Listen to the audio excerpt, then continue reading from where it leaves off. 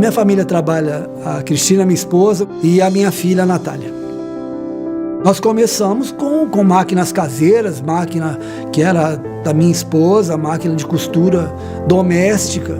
Houve um salto de qualidade quando nós começamos a buscar as informações e os cursos do Sebrae.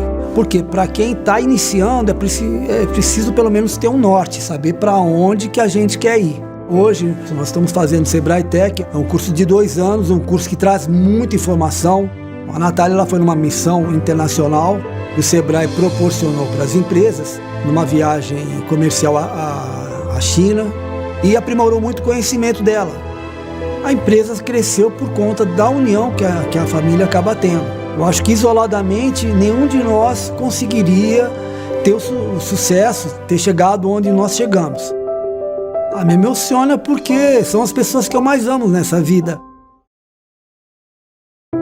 Uma noite eu tive um sonho que eu estava fazendo chocolate. E daí eu contei pro meu marido no outro dia, né, que eu sonhei que eu estava fazendo chocolate, fazendo bombons. E ele falou pra mim, por que você não tenta fazer?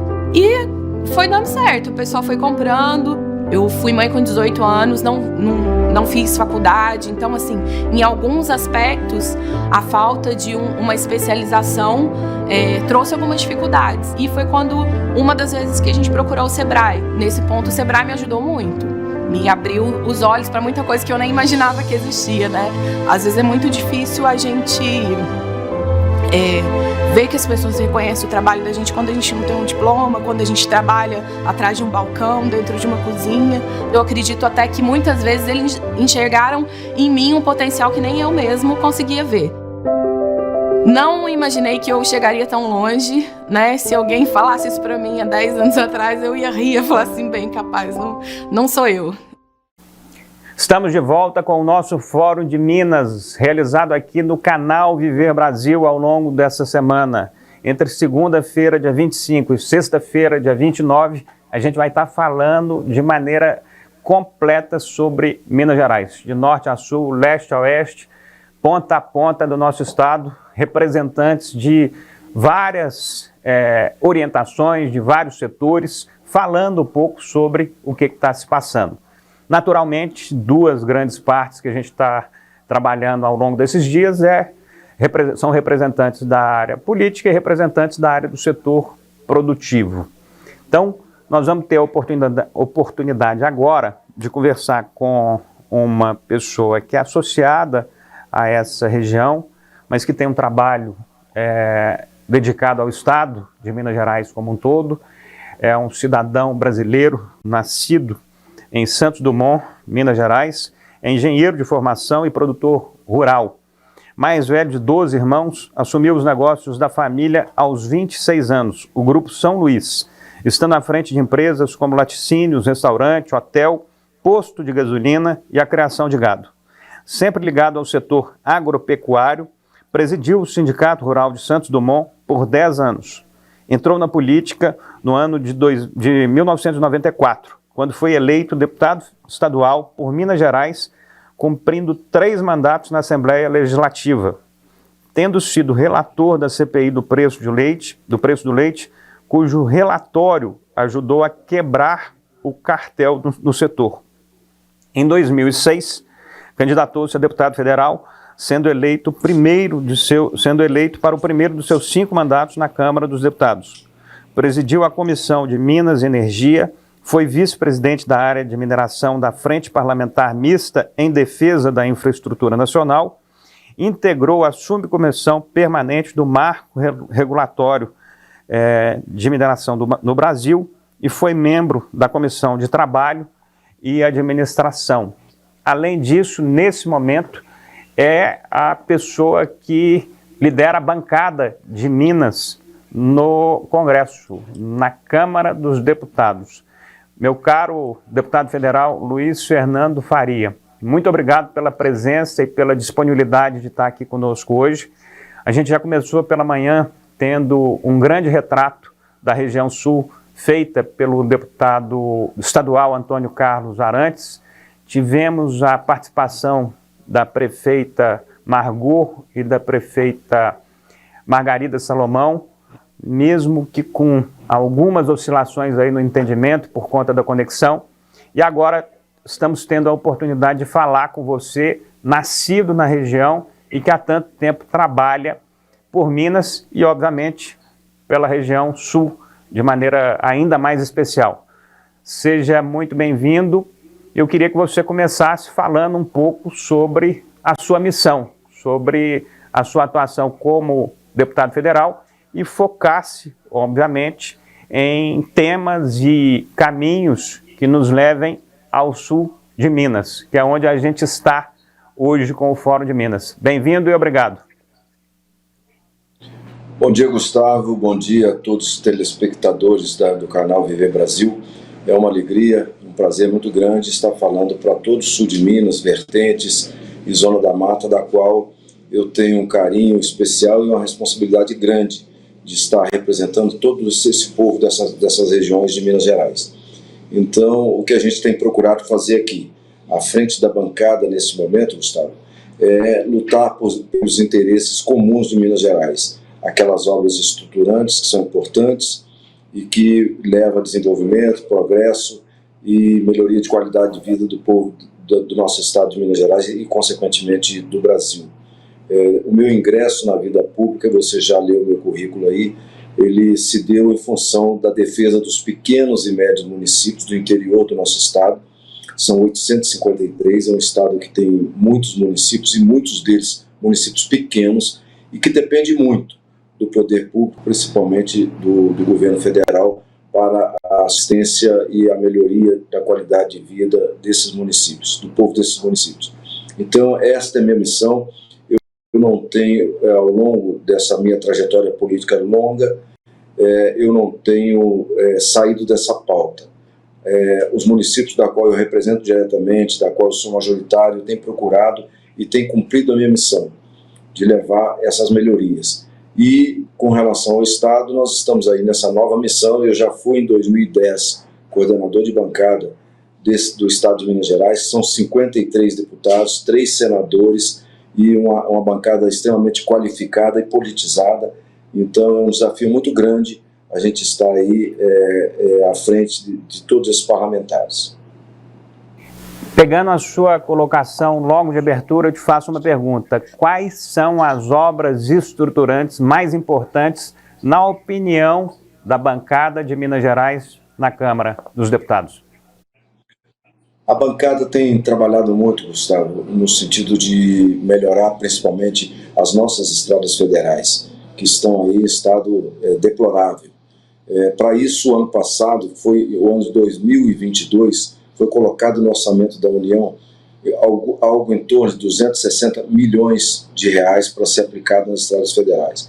Nós conseguimos, com a atuação da bancada federal do Estado de Minas Gerais, são os 53 deputados mais 3 senadores, que esse ano a gente multiplicasse por 6 vezes esse valor.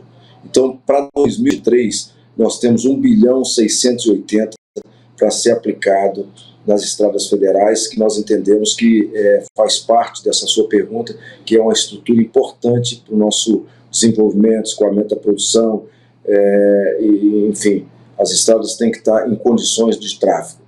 Com relação também a obras estruturantes que você pergunta, o metrô de Belo Horizonte, nós temos um carinho especial com a nossa capital, e é importante também que a gente trabalhe, e nós temos trabalhado muito nesse sentido. E o anel rodoviário, que é uma promessa e um compromisso antigo e que a gente espera que agora possa sair. Nós tivemos um problema esse ano, que foi a nomeação do superintendente do DENIT em Minas Gerais, que retardou muito. Ele só tomou posse agora no mês de agosto. Isso vai fazer com que as licitações, o início dessas obras, as assinaturas de contratos, atrasem um pouco para essas obras. Mas nós temos muita esperança que a gente pode ainda, nesse ano de 2023, melhorar muito a nossa infraestrutura de Minas Gerais. Deputado, você falou em mais uma questão aí que foi dito aqui na nossa última conversa, inclusive com a deputada, com a prefeita Margot. E aí você falando isso, eu te faço uma pergunta também. Em relação a esses investimentos aí? Você falou que tinha 260 milhões para serem investidos nas estradas de Minas. Com as ações, esse valor passou para mais de 1 bi e tanto. Maravilha. Agora, a prefeita Margot falou que um dos principais entraves que a gente tem no desenvolvimento municipal é a forma como esses investimentos são distribuídos, é a forma como o dinheiro flui. E aí ela cita a questão do pacto federativo, que a partir daí daria mais autonomia, mais grana, mais recurso, mais possibilidade de fazer direto ali na ponta para os próprios municípios. Como é que você, deputado federal, com a visão clara do que se passa no Congresso, como é que você escuta essa posição que foi colocada pela Margot e é tão discutida há tanto tempo? Olha, eu sou extremamente a favor e trabalho ao longo de toda a minha trajetória para que isso venha acontecer, que é esse novo pacto federativo. E, diga-se de passagem aqui, o ex-governador Aécio Neves sempre também abordou esse assunto com muita propriedade e conhecimento. Por que isso? Porque os problemas dos nossos cidadãos estão nos municípios, estão lá na ponta. Então, é mais do que justo que esse bolo seja dividido de uma forma mais justa, com a participação maior dos municípios, que é onde realmente as pessoas vivem. Eu me recordo aqui que em um determinado momento nós tínhamos o programa Minha Casa Minha Vida, que era só para municípios acima de 200 mil habitantes, que era uma injustiça. Então eu levei esse problema naquela oportunidade para o ex-vice-presidente José Alencar, que ficou na época com o presidente Lula, e que estendeu isso aí para todos os municípios do nosso país. Porque o cidadão que mora numa cidade pequena, de 5, 10, 20 mil habitantes, é o mesmo cidadão que mora numa capital, que mora num centro grande. Então nós temos que descentralizar esses recursos e levar realmente para os nossos municípios. Eu tenho trabalhado intensamente para que esse novo pacto federativo possa acontecer o mais rápido possível. Para isso nós temos aqui a oportunidade de ter, depois de muitos anos, um mineiro à frente do Congresso Nacional, que também pensa dessa forma, no fortalecimento, é um municipalista, no fortalecimento dos municípios e que tem ajudado muito nesse sentido. Então, eu estou muito otimista com esses próximos 4 anos de governo do presidente Lula.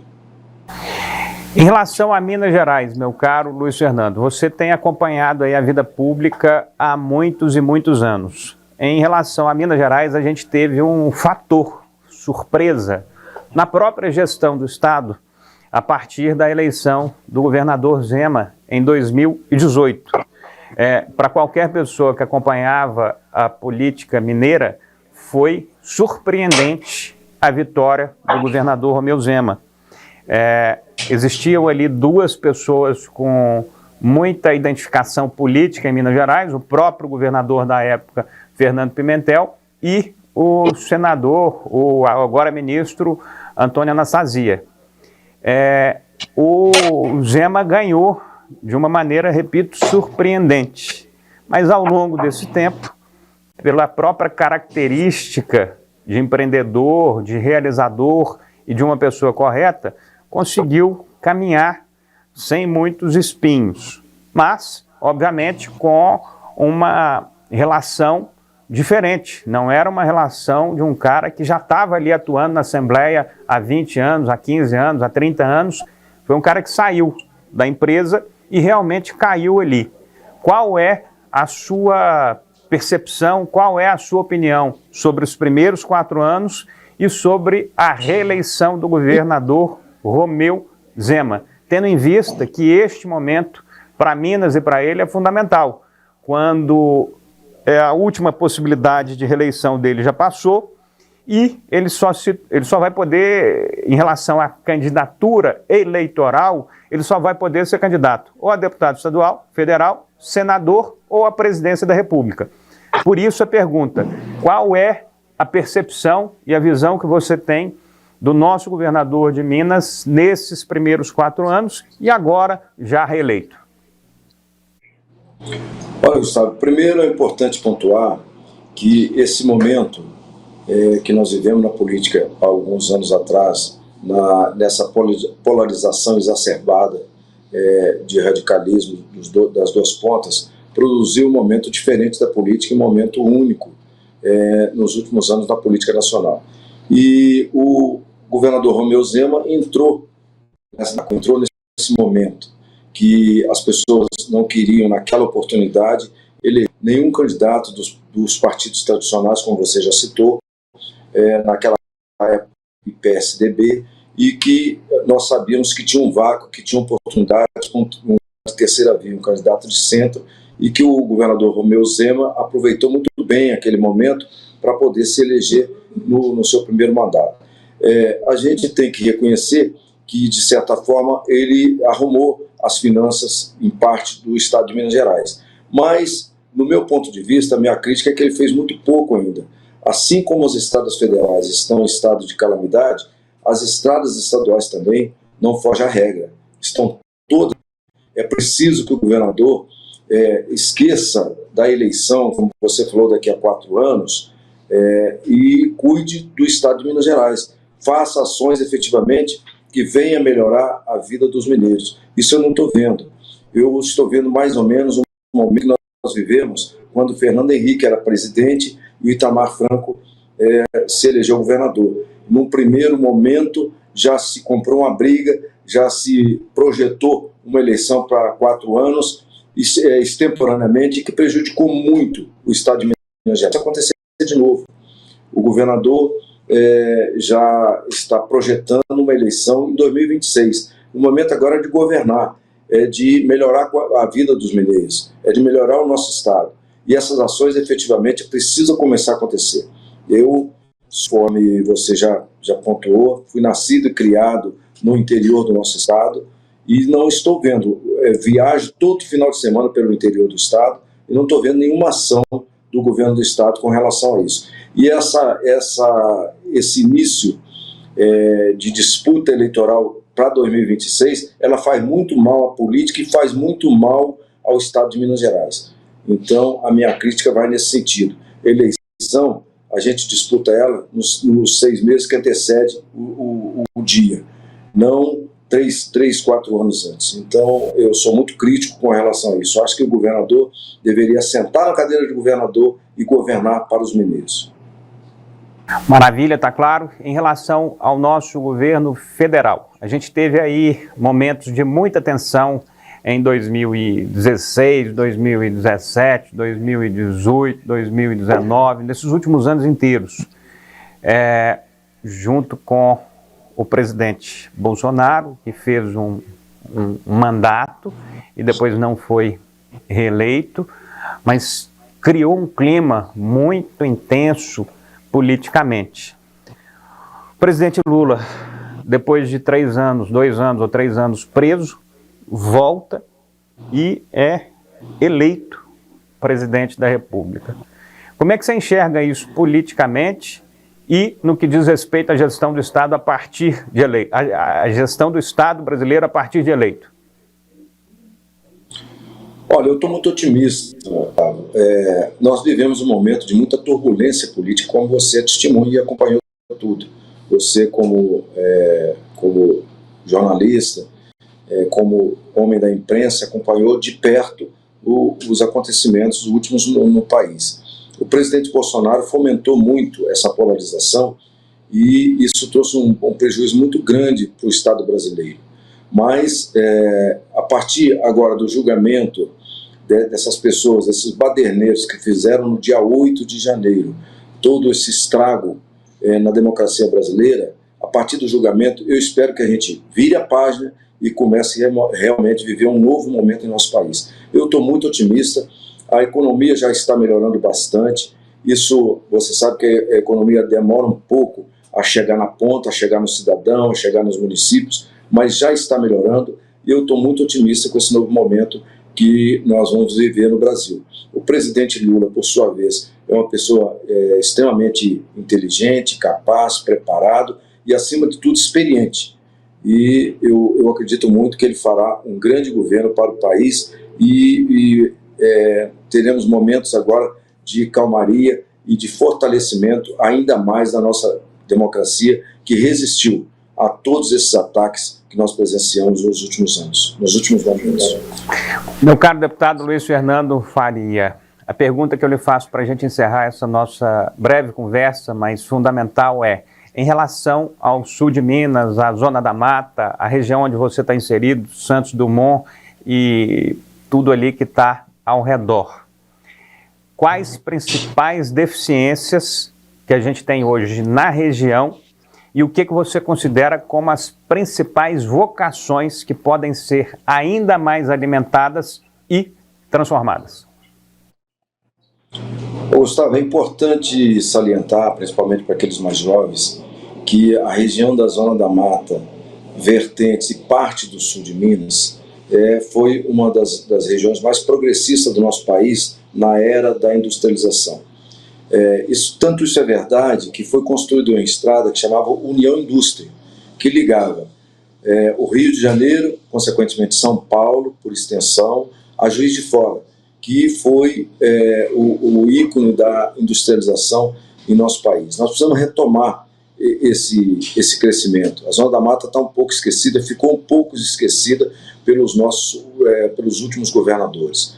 Então, eu tenho trabalhado intensamente em um estudo das universidades federais dessas regiões que nós estamos citando, né, da Universidade Federal de São João del Rei, de Juiz de Fora, de Lavras e de Viçosa, para identificar os gargalos que nós temos aí que está atrapalhando o nosso crescimento e nosso desenvolvimento. Então, foi feito esse estudo, foi apontado que nós temos deficiência na educação, nós temos deficiência na malha rodoviária, como aqui eu já citei, tanto estadual quanto federal, que é atrapalhado muito no escoamento da produção, no desenvolvimento. Então, eu tenho aqui no Congresso Nacional, juntamente com aqueles deputados desta região e também da bancada mineira, tenho trabalhado muito para mostrar que nós precisamos realmente fazer esses investimentos o mais rápido possível para retomar o crescimento dessas regiões tão importantes para o nosso estado, mas também para o país. Tá claro, meu caro deputado, é o que a gente está escutando aqui em cada uma das regiões, tanto na região norte quanto na região leste, que a gente já passou. Uma das reclamações, e que o próprio governador vem falando o tempo inteiro, é a questão da logística, da mobilidade entre as cidades, das estradas que a gente tem, e isso realmente tem que ser visto com muita ênfase. Não é à toa que uma das falas do próprio governador Zema ao longo da campanha foi que neste segundo mandato ele iria trabalhar de maneira mais enfática a questão da mobilidade, a partir das obras viárias e o que mais for. Mas enfim, queria te agradecer muito pela presença aqui conosco no Fórum de Minas, aqui no canal Viver Brasil. A gente está transmitindo ao vivo, meu caro deputado Luiz Fernando. Neste ano é a primeira vez que a gente faz uma transmissão ao vivo, conforme a gente está fazendo agora. Então, a gente está levando essa programação do Fórum de Minas aqui para Belo Horizonte, para Betim, para Contagem, para Nova Lima, para Sabará, para Juiz de Fora, para Governador Valadares, Ipatinga, Uberaba, Uberlândia, a cada uma das outras cidades que já estão recebendo o sinal da Claro Net, o nosso compromisso de levar programações cada dia melhores, assim como é e está sendo o Fórum de Minas, graças, meu caro Luiz Fernando, a personagens e a convidados como você. Muito obrigado pela presença aqui conosco, parabéns pelo trabalho que você tem desenvolvido ao longo da trajetória e em especial agora como líder da bancada mineira na Câmara dos Deputados. Muito obrigado e parabéns. Eu que agradeço, Gustavo, a oportunidade de estar levando a informação e levando o que tem acontecido aqui em Brasília, no Congresso Nacional, a todo o povo mineiro, do qual eu aproveito a oportunidade para mandar um abraço a todos e também um abraço para o seu pai, grande amigo Paulo César de Oliveira. Um abraço e bom programa. Obrigado a você, meu caro Luiz Fernando. A gente para alguns segundos só para apresentar algumas mensagens do Sebrae e a gente volta aqui com a programação do Fórum de Minas no canal Viver Brasil.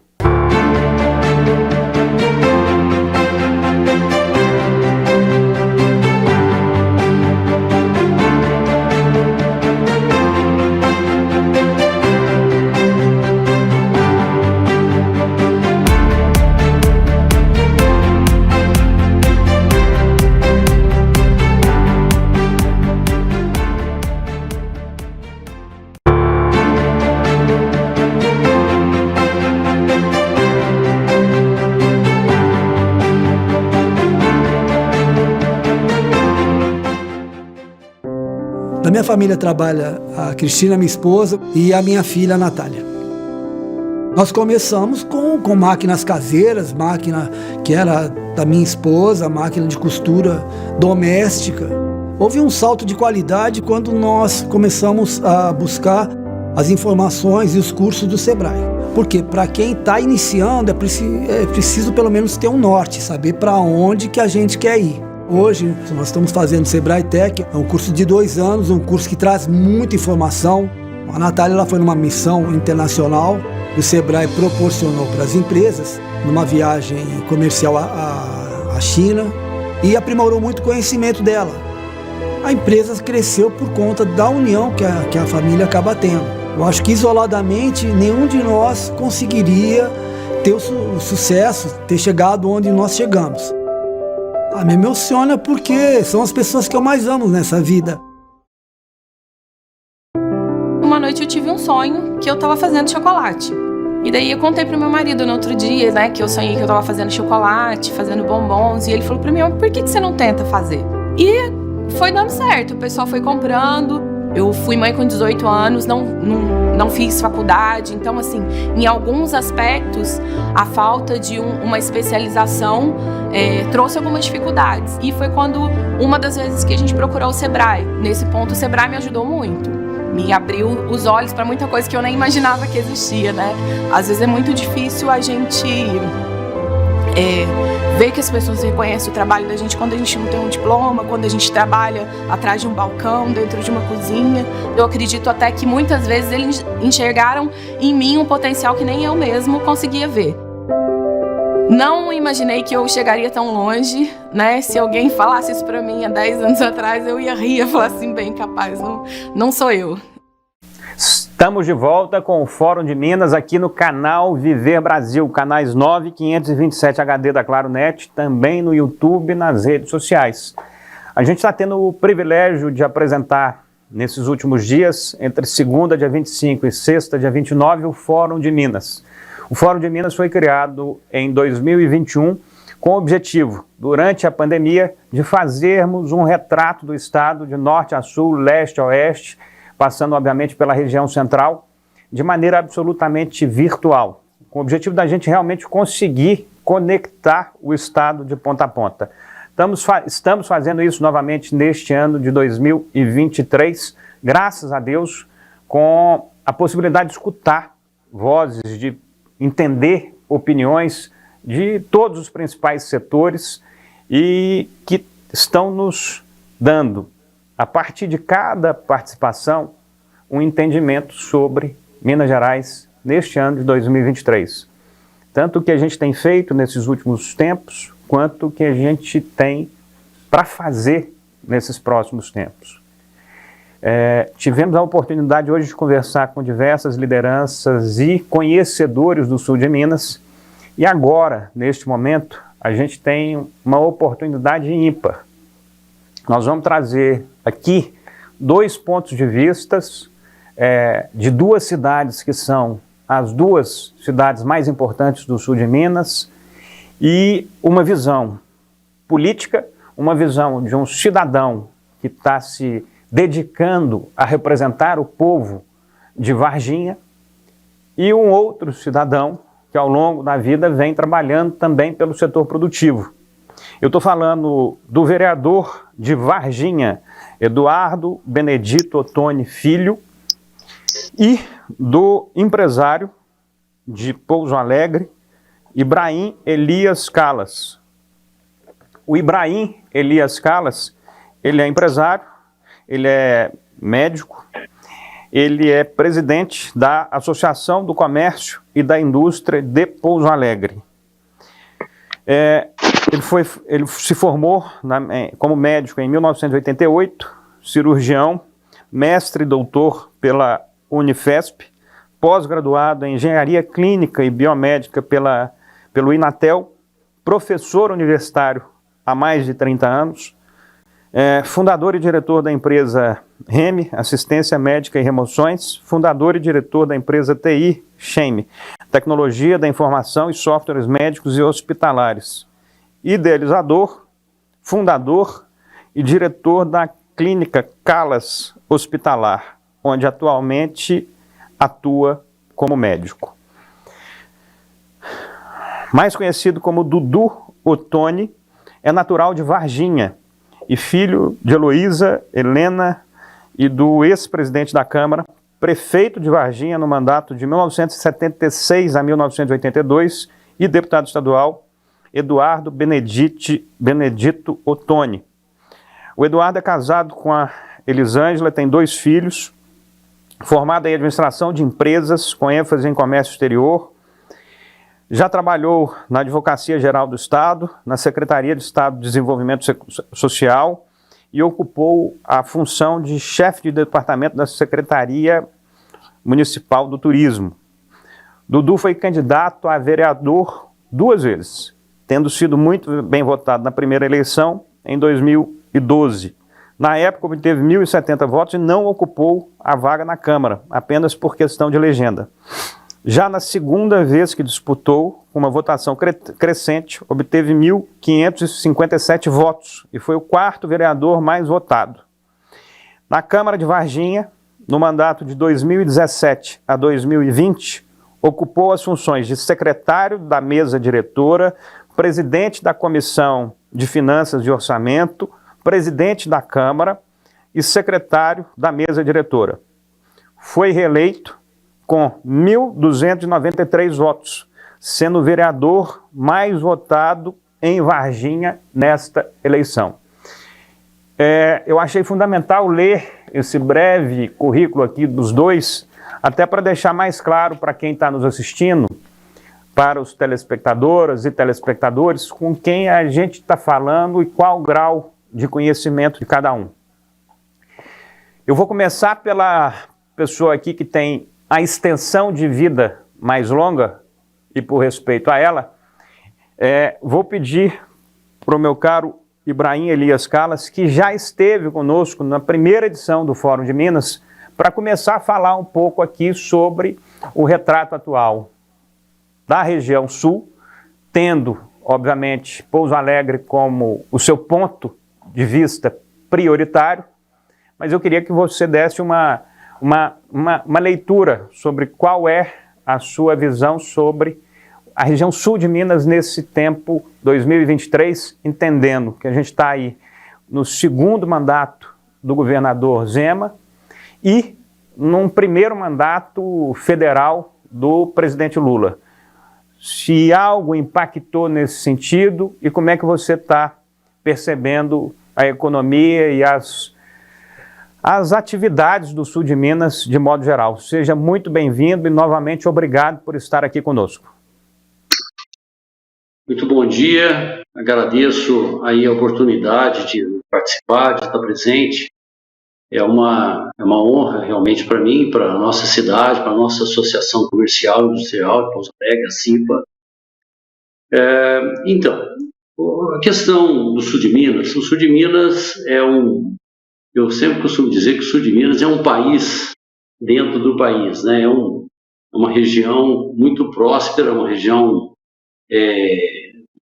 avantajada, que tem uma topografia muito favorável, não só às atividades comerciais, empresariais, industriais, como também a agropecuária.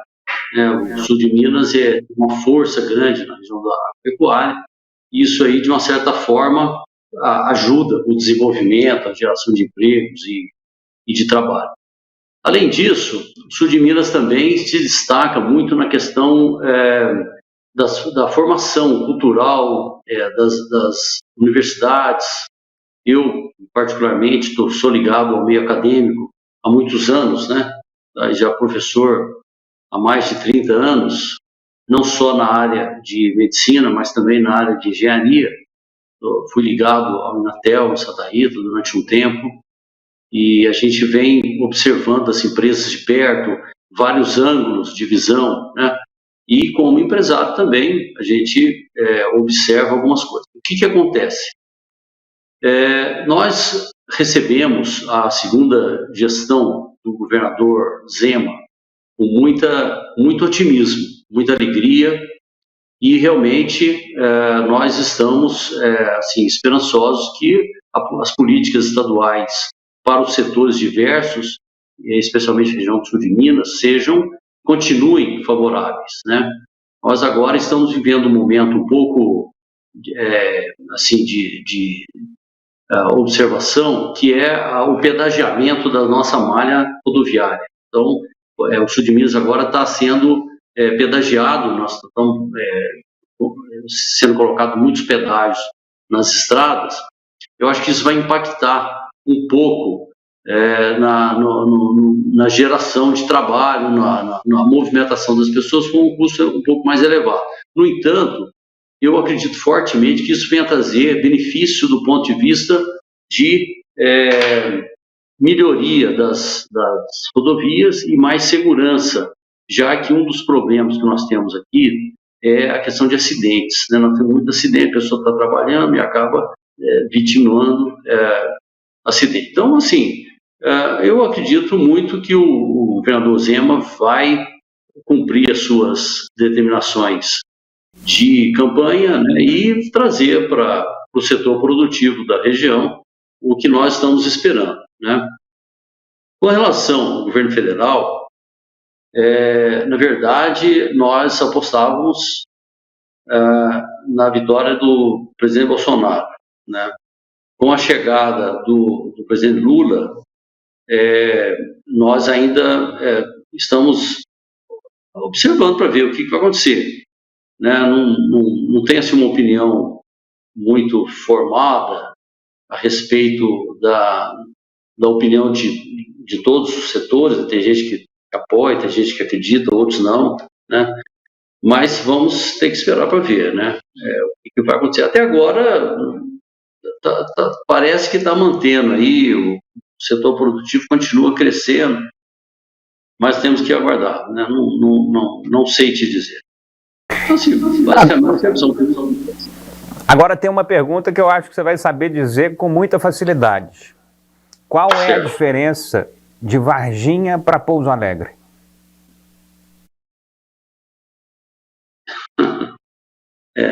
A diferença em que sentido? Você difere? O que é diferente? Elas são cidades muito próximas, pelo que eu entendo, em relação à proximidade geográfica. Ao mesmo tempo que são cidades muito próximas, eu entendo que há uma concorrência saudável entre as duas cidades, mais ou menos como Uberaba e Uberlândia. Essa impressão de quem está de fora, é isso mesmo ou não tem nada disso? O que eu vejo, Varginha e Pouso Alegre são duas cidades que se completam. Essa é a verdade, sabe? Eu, durante muito tempo,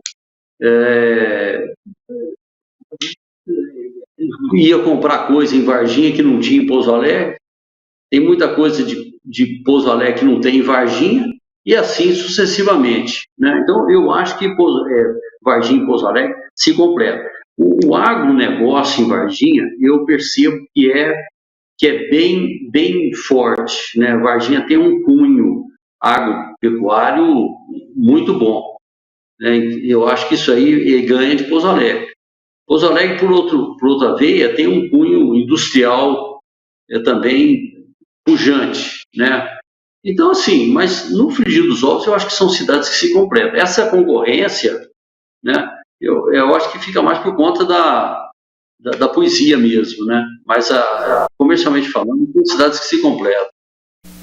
Você, como presidente da Associação Comercial de Pouso Alegre, como é que você poderia fazer um retrato da realidade e do que há disponível em Pouso Alegre para uma pessoa que nunca esteve aí? Como é que você poderia fazer este retrato do setor produtivo de Pouso Alegre, da área comercial, das principais vocações? Como é que você venderia Pouso Alegre para quem está nos assistindo e nunca esteve aí? Bom, Pouso Alegre é uma cidade de estrutura boa. Pouso Alegre tem escolas boas, tem uma assistência médica, e aí eu sou suspeito para falar, mas tem uma assistência médica de excelência. Ela tem uma logística de transporte, malha rodoviária muito boa também, tem um comércio variadíssimo, né? Hoje não se precisa sair de Pouso Alegre para comprar nada. Antigamente a gente ia muito para fora, né? Hoje não. Pouso Alegre atende bem. Tem uma oferta de imóveis também boa, tanto residencial quanto indústria comercial, né? E o poder público, né? A prefeitura de Pouso Alegre hoje ela está muito voltada para facilidades, né? É um poder público que nós temos um acesso bom e ajuda. Então, acho que isso aí tudo vem corroborar, né, para a instalação de uma empresa, para a migração para Pouso Alegre. Pouso Alegre está uma cidade boa nesse sentido. Então, sim, a infraestrutura é muito boa. Então, Pouso Alegre é uma cidade fácil de vender. Literalmente um Pouso Alegre, né, meu caro Ibrahim? Doutor Eduardo, vereador Varginha. Não foi à toa que eu fiz essas perguntas para o meu caro Wagner, em primeiro lugar. A ideia é te fazer perguntas também para entender essa diferença entre Varginha e Pouso Alegre e as complementariedades, como é que elas se completam. Você, então, é um cidadão genuíno de Varginha, já teve, enfim, história familiar muito vinculada à cidade, e agora você, extremamente novo, já começa a defender de maneira muito prática e muito clara a sua cidade, o seu povo e a sua região. À medida que você se dispõe a ser vereador, já é uma demonstração muito clara de dedicação ao trabalho e àquela população. À medida que você se torna o vereador mais votado da cidade, é por razões de mérito muito claro. É que realmente a população está entendendo o que você está fazendo e está aderindo, está apoiando, aprovando. Fala um pouquinho para a gente sobre essas suas primeiras etapas aí como vereador, coloca um pouquinho sobre essa sua caminhada e a partir daí, se você puder, faça um retrato atual de Varginha como cidade, como referência também do agro, como referência de desenvolvimento econômico. Muito obrigado pela sua presença aqui, meu caro vereador Eduardo Ottoni. Já falamos diversas vezes, mas ainda não tive a oportunidade de estar com você presencialmente, mas já tenho uma clareza muito grande sobre a sua trajetória. Seja muito bem-vindo aqui no Fórum de Minas e a palavra é sua. Meu amigo Gustavo, um prazer muito grande, viu? Obrigado pelo convite aí da Viver Brasil. É um prazer enorme estar participando desse fórum de suma importância para o nosso estado e para a nossa região. Um abraço também ao Ibrahim, presidente da Associação Comercial. Leva o nosso abraço aí aos pousos alegrenses, né? É irmã, é uma cidade parceira também. Essa rivalidade, como bem disse ele, fica para os munícipes, nós gestores, né? Queremos o bem da nossa região e das nossas cidades. Gustavo, a minha vida, né? Eu fui criado na política, né? Meu pai foi vereador de Varginha, foi prefeito, ex-deputado estadual, constituinte, relator adjunto da Constituinte Mineira. Então, nós temos aí um histórico, né, familiar já na política.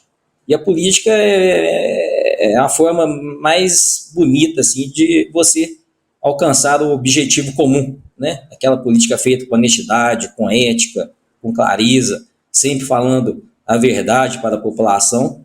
Então, esse é o que eu prezo, né? E é o que eu tenho dentro de casa, que eu sempre convivi com isso, através do meu pai. Então, acho que a população tem entendido bem a nossa mensagem, como foi bem dito. Varginha hoje está num patamar muito interessante, numa atração de investimento muito interessante. Eu acho que o prefeito Verde vem dando de uma gestão eficiente, correta, honesta. Varginha hoje, né, tem sido um atrativo para as empresas, assim como Pouso Alegre, né, também é sempre atração. Pouso Alegre tem aquela... só de estar mais próximo de de São Paulo e dos dois lados da Fernão Dias já é um atrativo muito grande para os empresários. Varginha ainda está a 15 quilômetros, 18 quilômetros da Fernão Dias, porque tem que passar aqui por Três Corações até chegar a Fernão Dias. Então, até semana passada foi já assinado, né, aí o terceiro lote para a concessão Varginha-Furnas. Então, acho que a partir do momento que sair essa duplicação, vai ser muito boa para a Varginha. Varginha tem o Porto Seco de Minas, que é um grande parceiro, que vem atraindo muitas empresas em parceria, né, com o governo do estado, com a Secretaria de Desenvolvimento Econômico. Deixar bem claro aqui também o registro do brilhante trabalho que o secretário vem fazendo, o Fernando Passalio, com toda a sua equipe do Invest Minas, tem sido parceiros do estado todo, e Varginha tem sabido aproveitar essa oportunidade, né, através do Porto Seco, da prefeitura, dando os incentivos para as empresas. Então, Varginha está muito bem. Infraestrutura, tem escolas municipais de qualidade, estaduais, particulares, faculdades de medicina. A única que falta hoje para a nossa cidade, que o prefeito está trabalhando muito, tenho convicção que já iremos conseguir, é a faculdade de medicina. Então, acho que Varginha está num momento muito bom devido a essas parcerias, né? Principalmente com o Porto Seco, que é um atrativo, é um parceiro muito importante para o nosso município. Eduardo, o deputado estadual Antônio Carlos Arantes, hoje pela manhã, foi muito enfático ao frisar da importância desse Porto Seco. Eu não posso falar dele porque eu não tenho conhecimento. Se eu falar alguma coisa desse Porto Seco aqui de Varginha, além do que o Antônio Carlos Arantes me contou pela manhã, eu estaria equivocado.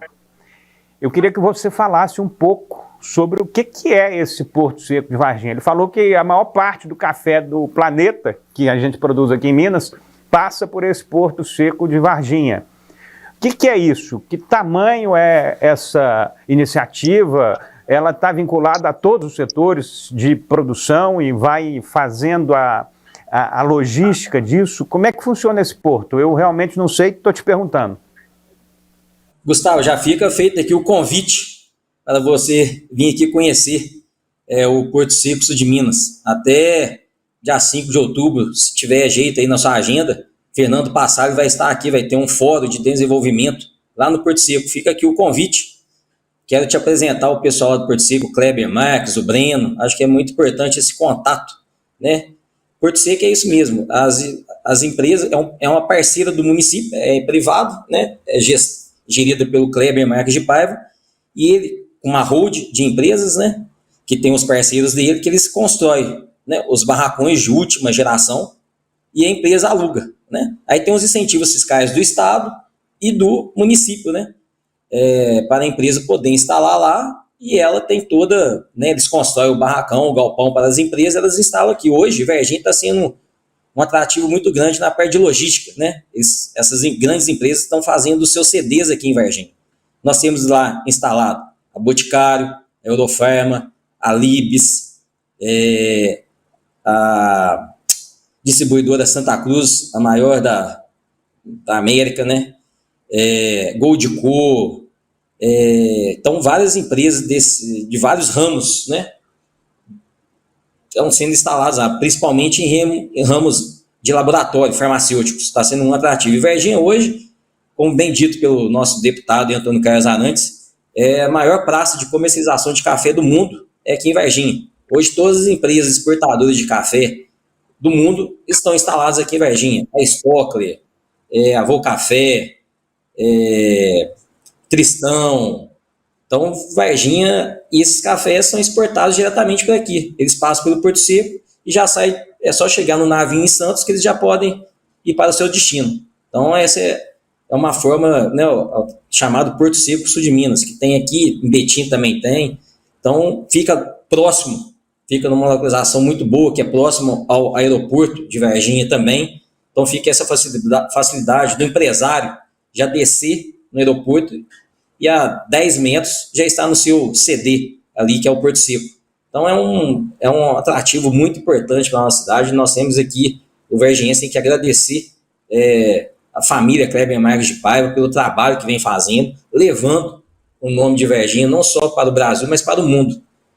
são parceiros realmente que estão fazendo a diferença, e graças a Deus, Varginha está sendo atrativo por causa deles e também pelos incentivos fiscais do nosso governador do estado, que, como eu disse aqui, Fernando Passalio, no meu ver, vem fazendo um grande trabalho à frente do secretário de Desenvolvimento, tanto que Minas hoje está sendo muito atrativa para todas as empresas, né, para se aportar aqui em Minas Gerais.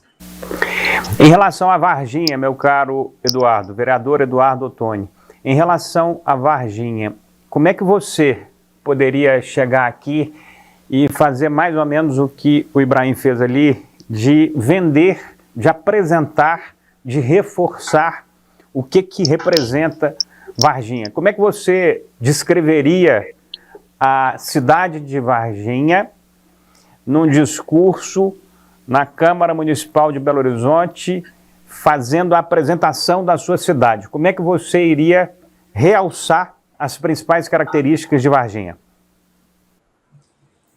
É uma cidade com toda a infraestrutura necessária, 100%, né, asfaltada, 99% asfaltada, recapeada com asfalto novo, 100% de lâmpadas de LED, já em todas as extensões da nossa cidade, água tratada, esgoto, a Copasa, CEMIG, temos escolas municipais, escolas estaduais de qualidade, escolas particulares, privadas de qualidade altíssima, faculdades. Hoje, o varginhense, creio eu, que não precisa sair para outros lugares para fazer sua faculdade.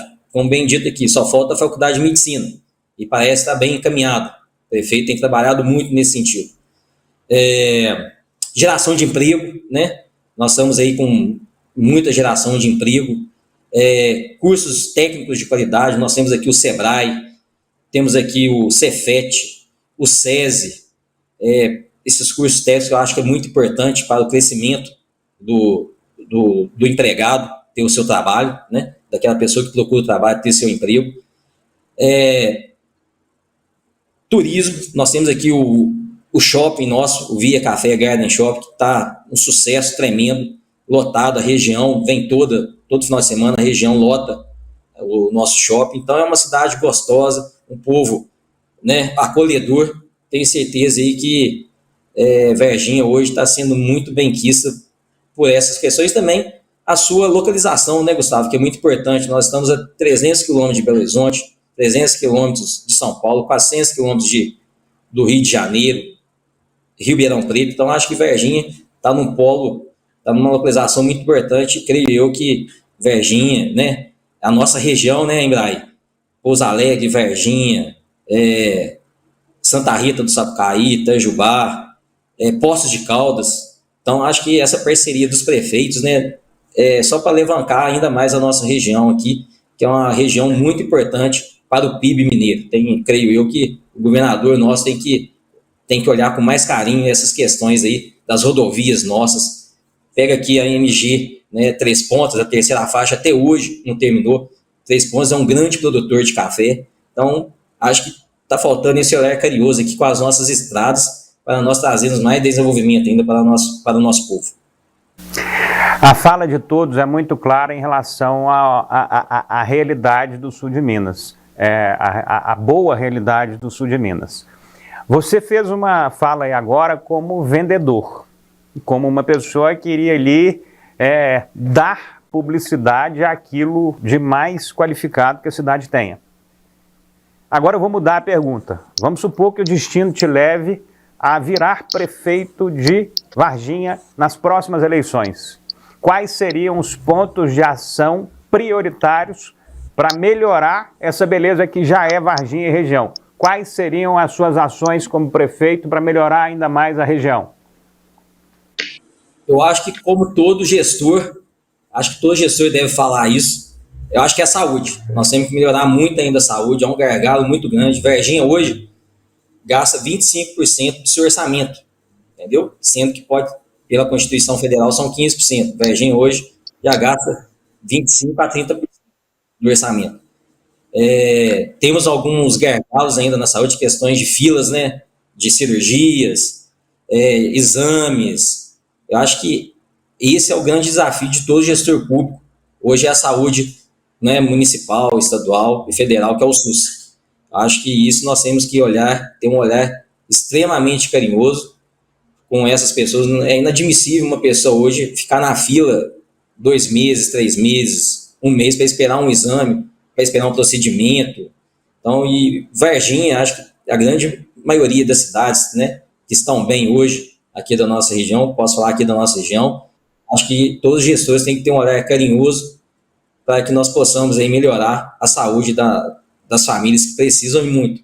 Através da pandemia, muita gente saiu do plano de saúde particular, teve que vir para o SUS. Então, foi acho que o gestor não estava preparado para isso, mas nós temos que rever esse modelo, rever esse modo aí. Acho que não só aqui o município, mas o Estado e a União também tem que ser tripartite. Nós temos que repensar o modelo de gestão de saúde da nossa gente, que mais precisa. É claro que eu vou pegar carona na sua fala, Eduardo, e vou fazer uma conexão com Pouso Alegre e com Ibrahim, que também é da área médica. E aí eu vou colocar algo que já se passou aqui nesses últimos dias de Fórum de Minas, com uma realidade que foi feita a partir de São Paulo. Entre as várias manifestações que a gente teve aqui, a saúde certamente é um dos pontos, mas especificamente a gente teve a apresentação sobre, se não me engano, Teófilo Otoni, e uma das ações que eles estavam desenvolvendo pela prefeitura é um negócio que se chama lá médico noturno ou algo que o valha. Esse procedimento foi estabelecido a partir da Prefeitura de São Paulo, quando o ex-governador João Dória era prefeito de São Paulo. Ele começou um processo de abrir os hospitais na madrugada, à noite, em horários que não eram os horários de pico, para atender aquela demanda que não estava sendo atendida, com filas de 2 meses, com fila de 3 meses, para uma consulta, para um atendimento. Então isso realmente eu não enxergo um outro caminho mais adequado que esse, se a gente tem lá uma cidade com uma população e o atendimento médico ele não está funcionando naquele fluxo regular. Você tem 2 alternativas, ou você vai aumentar em muito o custo e o atendimento, ou você vai criar alternativas com criatividade. O prefeito João Dória abriu essa ideia lá do corujão da madrugada, em meses criou um volume de atendimento assustador e foi uma das colocações que foram feitas aqui a partir da região mais pobre, mais necessitada que a gente tem, que é a região norte, Jequitinhonha e por aí vai. Aproveitando esta colocação do Eduardo, eu volto ao Ibrahim, que também é relacionado à área de saúde, e pergunto, estas ações, por exemplo, como essa que foi estabelecida pela Prefeitura de São Paulo a partir do João Dória, e agora, citando o caso de Teófilo Otoni, é uma solução, você enxerga como uma solução para dar mais fluxo a essa questão da saúde, ou isso só funcionaria em cidades maiores? Como é que é a sua visão em relação a isso, meu caro Ibrahim? Antes de mais nada, só fazer contextualizar, eu trabalhei no sistema público de saúde por 25 anos. Sou médico há 35, então 25 anos foi no sistema público de saúde. O que acontece? Eu acho que a saúde pública brasileira ela é cheia de virtudes, mas também cheia de problemas. Não acredito que uma solução pontual seja eficaz.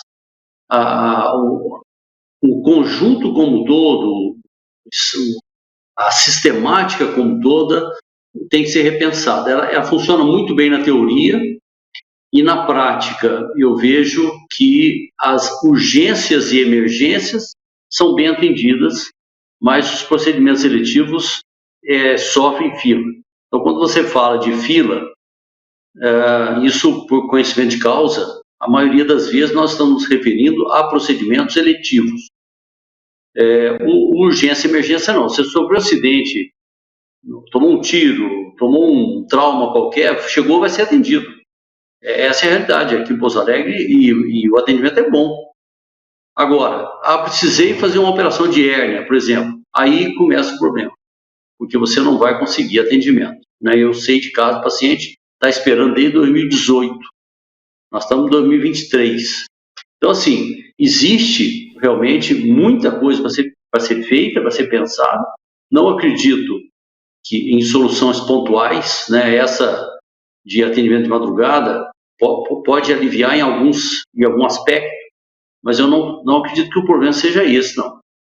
Então, tem que ser pensado realmente um sistema de drenagem, de encaminhamento, de resolução em níveis de atendimento, e aí sim, reservar para os hospitais de retaguarda aqueles casos que já foram resolvidos de antemão, né? Por saúde, UPA, etc.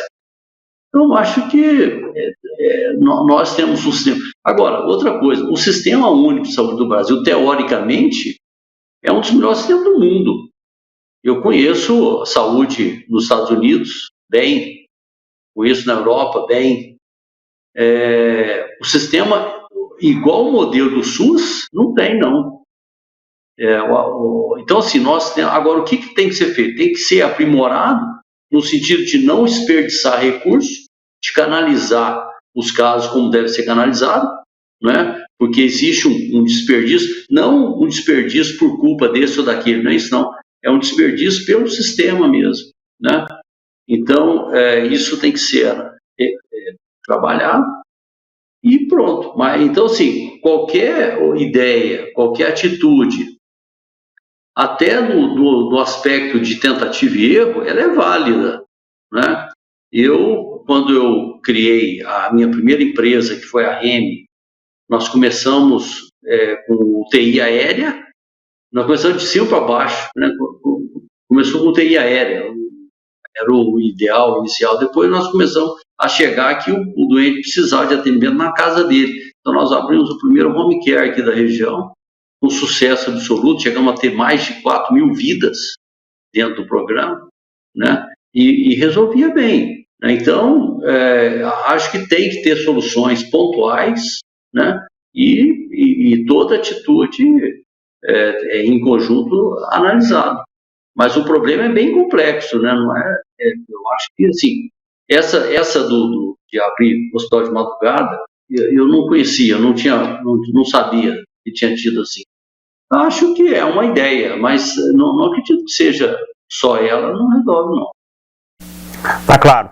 Meu caro Ibrahim, já seguindo aqui para os nossos últimos minutos, para a gente ter um entendimento aí sobre a realidade de Pouso Alegre, o Eduardo foi feliz ali ao citar algumas empresas que atuam no Porto Seco, qual que é o formato de atuação. Eu vou te perguntar em relação à gestão pública de Pouso Alegre ao longo dos últimos anos. Não estou falando só sobre o momento atual. Nas últimas 3, 4 gestões, como é que foi a evolução de Pouso Alegre em relação aos seus gestores? A população anda alinhada com o que está sendo feito? Você entende que a população é uma população antenada com os fatos que a prefeitura cria, produz, realiza? Em relação a estes pontos políticos, existem referências que estão superando a expectativa aí, líderes políticos que estão fazendo a diferença de fato a partir de Pouso Alegre? Então eu estou te perguntando sobre gestão pública nas últimas edições, nos últimos mandatos, e como é que é essa expectativa futura. O prefeito atual vai bem, segue um caminho positivo? Como é que é essa realidade em relação à percepção da comunidade em Pouso Alegre? Então, antes de falar de Pouso Alegre, o brasileiro, nas últimas décadas, ele começou a se envolver mais, né, em política, em todos os níveis culturais e sociais. Então, até algum tempo não muito distante, o povo não sabia o que era um deputado, um senador.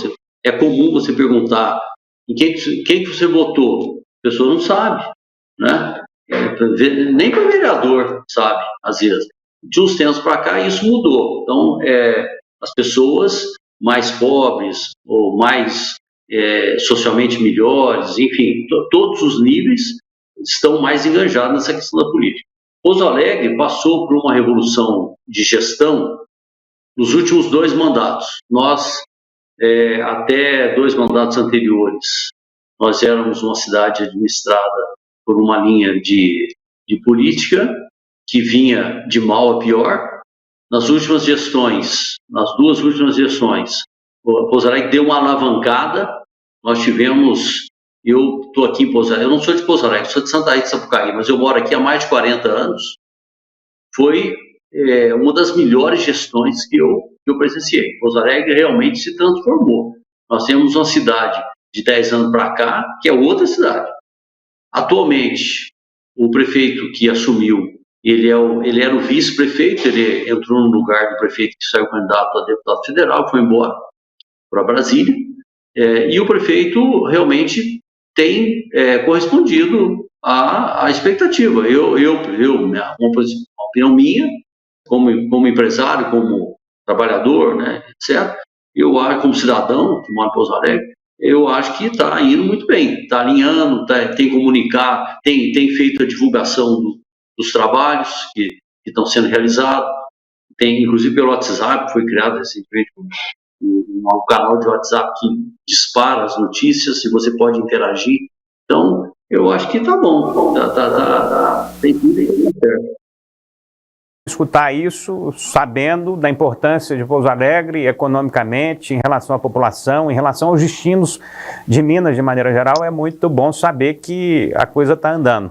Meu caro Eduardo, e aí em Varginha? O processo também vai caminhando, eu sei que o prefeito Verde Lúcio faz um trabalho de qualidade. Quais são as ações prioritárias aí desses próximos anos? E, basicamente, eu acho que a gente encerra o nosso módulo aqui. Conta pra gente sobre Varginha, doutor Eduardo. Olha, Gustavo, o prefeito Verde, né, assumiu, né, depois da renúncia do prefeito Antônio Silva, ele assumiu. Então, a partir do momento que ele assumiu, foi muito bem. Foi candidato à reeleição, ganhou tranquilo e vem fazendo uma gestão muito eficiente. Vem fazendo, né, revolucionando aí a gestão aqui na nossa cidade, um dos melhores prefeitos aí dos últimos anos, creio eu, que sem sombra de dúvida, a população está enxergando isso, tanto que, né, as pesquisas têm mostrado aí, o pessoal fazem, dando aprovação do seu governo de 80%, então é um gestor muito eficiente, que preocupa mesmo, né, com o desenvolvimento da cidade em todas as áreas. E acho que o programa social mais importante que existe é o emprego. E ele tem se preocupado muito isso, dedicado muito a isso, junto com o seu secretário de Desenvolvimento Econômico, Juliano Cornélio, que também vem fazendo um grande trabalho. Varginha foi a primeira cidade a fazer aquela assinatura de liberdade econômica, então acho que isso daí foi um passo muito grande para a nossa cidade.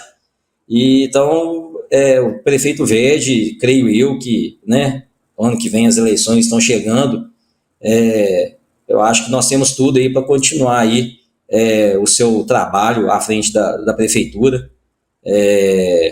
Então, Varginha vai desenvolver, creio eu, ainda mais, porque ele tem sido um grande prefeito, um grande gestor, com o zelo com dinheiro público. Varginha, esse ano o orçamento de Varginha vai ser 886 milhões de reais. Quando ele pegou era bem abaixo disso. Então, em 5 anos, né, em 6 anos de mandato aí, praticamente, ele quase que dobrou o orçamento do município de Varginha, passando de 400, 300 para 886 milhões. Creio eu que em 2025 o orçamento de Varginha vai chegar a 1 bi. Então é uma gestão muito eficiente, vem trazendo resultados. Então Varginha, a população de Varginha está contente com o trabalho que são obras em todos os cantos da nossa cidade. Qual que é a população hoje de Varginha? 146, quase 147 mil, pelo último censo. Eu estou impressionado com esse PIB aí que você acabou de falar, de praticamente R$ 1 bilhão vinculado a Varginha. Impressionante. Realmente tem capacidade para se fazer muita obra, muita melhoria para a cidade de maneira geral. Queria agradecer muito a presença de Varginha, Pouso Alegre, a partir dos nossos convidados e participantes, Ibrahim Elias, presidente da Associação Comercial e Industrial de Pouso Alegre. Agradecer ao vereador Eduardo Ottoni, de Varginha, por estar participando aqui conosco, mas prioritariamente por estar fazendo uma caminhada tão bonita, reconhecida na cidade e vista e acompanhada por quem te observa de longe também. Então, essa sua eleição como vereador mais votado da cidade, certamente é reflexo da sua atuação. Então, os nossos parabéns, tomara que a gente tenha bons representantes, como você está fazendo em Varginha, em cada município do nosso estado.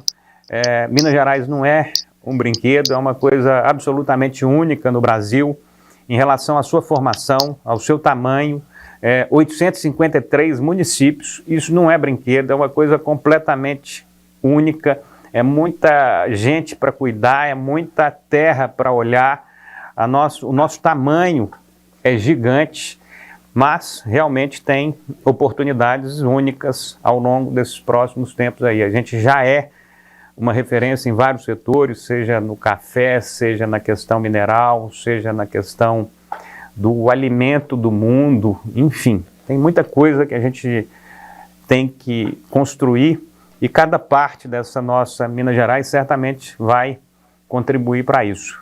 Novamente, muito obrigado ao Ibrahim e muito obrigado ao Eduardo pela presença aqui conosco. Valeu! Os dois ali podem se despedir, vocês estão escutando? Estamos. Obrigado, Um abraço. oportunidade. Parabéns pelo evento. Os dois, a gente segue Obrigado. e continua Abraço. com o evento Fórum de Minas aqui no canal Viver Brasil. E agora a gente para alguns segundos apenas para a gente passar uma mensagem do Sebrae Minas e para reforçar aqui, para você que está acompanhando o Fórum de Minas aqui no canal Viver Brasil. Se você quiser mandar alguma mensagem, se manifestar sobre o que está vendo, siga o canal Viver Brasil no Instagram e a partir dele já pode mandar um direct ali que a gente está olhando aqui ao vivo. Agora, com vocês, mais uma mensagem do Sebrae e na sequência a gente volta falando de café no sul de Minas.